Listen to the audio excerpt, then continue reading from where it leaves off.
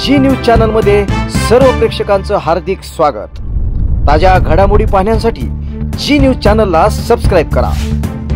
सद्गुरू ग्रामविकास प्रतिष्ठान संचलित dynamic English school कर्जतमधील इंग्रजी माध्यमाची उत्कृष्ट निकालाची परंपरा असलेली पहिली शाळा CBSE आणि स्टेट बोर्ड अशा दोनही अभ्यासक्रमांची सोय, सर्व परीक्षांसाठी तज्ञ आणि अनुभवी शिक्षकांचं विशेष मार्गदर्शन। Dynamic English medium school Karjat.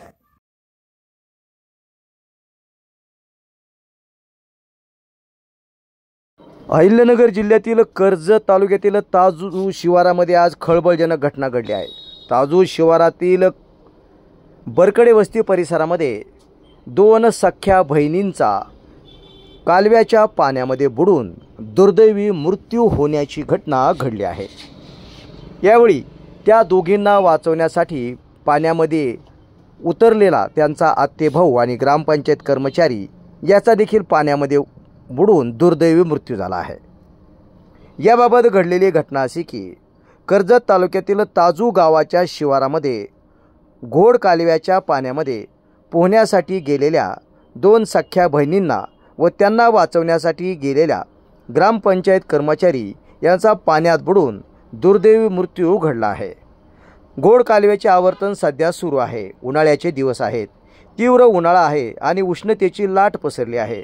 यामुळे गार पाण्यामध्ये पोहण्याचा मोह या परिसरातील छोट्या लहान मुले आणि मुलींना झाला। दीपाली वनेश साबळे वय 14 वर्ष व ऐश्वर्या वनेश साबळे वय 10 वर्ष आणि आणखी दोन लहान मुले हे पोहण्यासाठी कालव्याच्या पाण्यामध्ये उतरले। मात्र पाण्याचा वेग जास्त असल्यामुळे व पाण्याचा अंदाज न आल्याने हे चारही मुले पाण्यात बुडू लागली। यावेळी जोरात ओरडण्याचा आवाज आल्यामुळे त्याच ठिकाणी जवळ शेतामध्ये काम करणारा ग्रामपंचायत कर्मचारी कृष्णा रामदास पवळ वय 26 वर्ष हा त्या ठिकाणी आवाज ऐकून धावत आला।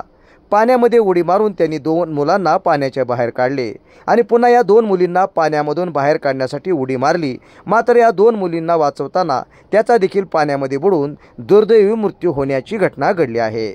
तीनही मृतदेह कर्जत येथील उपजिल्हा रुग्णालयामध्ये आणण्यात आले आहेत।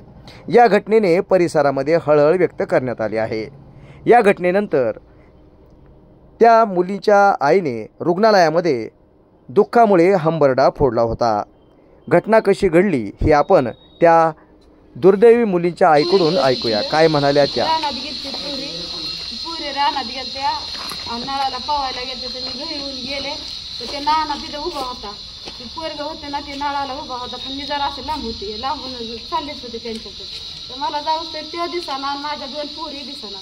मी तिथे गेले, आरडायला वरडायला लागले। ती बारकी पोरगी नाशी वर इकडून पायपा खालून निघाली, इकडं चालली होती।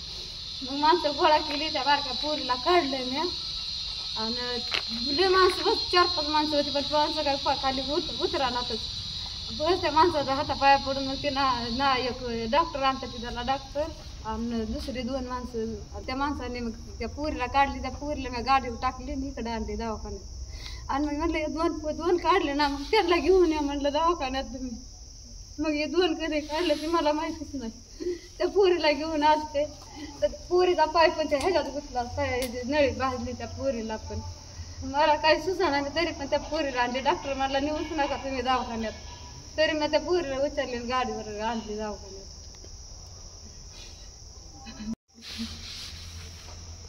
घरी पोरं वगैरे नव्हते का? तिथं कोणीच नव्हतं, फक्त 6 जण होते तिथे।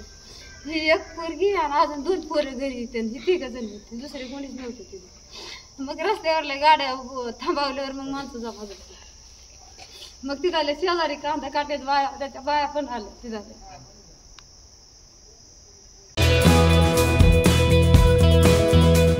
स्वप्न तुमचं, दागिने आमचे। कर्जत शहरातील एक विश्वासार्ह सुवर्ण दालन म्हणजेच SC शेलार ज्वेलर्स।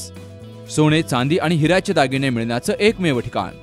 शुद्धतेची हमी, नवनवीन डिझाईन्स, परंपरेचा आधुनिक स्पर्श, सर्व दागिने हॉलमार्क प्रमाणित। संपर्क SC शेलार ज्वेलर्स, मराठी मुलांच्या शाळेसमोर, बाजारतळ रोड, कर्जत।